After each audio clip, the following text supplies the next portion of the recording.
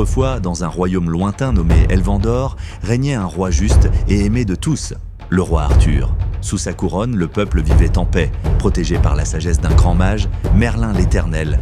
Mais un jour, une ombre surgit du néant.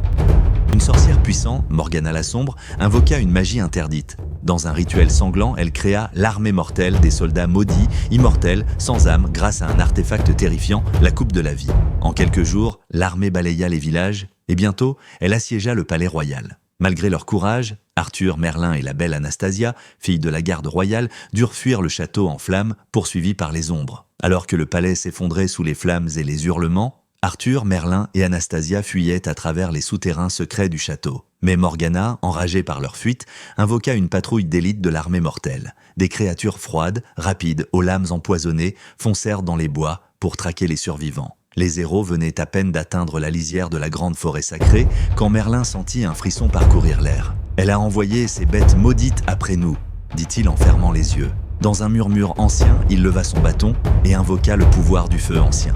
Un rugissement fendit le ciel, les arbres tremblèrent, les étoiles semblèrent disparaître, et soudain, un gigantesque dragon, aux écailles dorées, jaillit des nuages. Dans un hurlement terrifiant, il fondit sur les soldats de Morgana, ouvrant sa gueule en feu et les engloutissant tous dans une mer de flammes. « Tu n'auras pas Arthur ? Pas ce soir », murmura Merlin. Lorsque les flammes s'éteignirent, il ne restait plus rien de l'escouade maudite. Morgana sentit dans son château une partie de son pouvoir s'effondrer. À l'aube, Merlin guida Arthur jusqu'à une falaise perdue. Là, planté dans un rocher ancien, se trouvait Excalibur. « Si tu es digne, elle viendra à toi », murmura Merlin. Arthur s'approcha. Ses mains tremblaient, mais l'épée glissa lentement de la pierre baignée de lumière. Les survivants, rassemblés dans la forêt, virent cela comme un signe.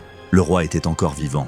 Le soir venu, alors que la lune baignait la clairière d'argent, Arthur confia à Anastasia « Si je survis à cette guerre, je veux te faire reine. Pas pour le trône, mais pour mon cœur. » Ils s'embrassèrent, un amour né dans les cendres du royaume. À l'aube, Arthur fit un discours. « Ce soir, c'est notre terre que nous allons reprendre, pas pour la vengeance, mais pour l'espoir. » L'armée d'Elvandor, peu nombreuse mais unie, marcha vers le château. La bataille fut terrible.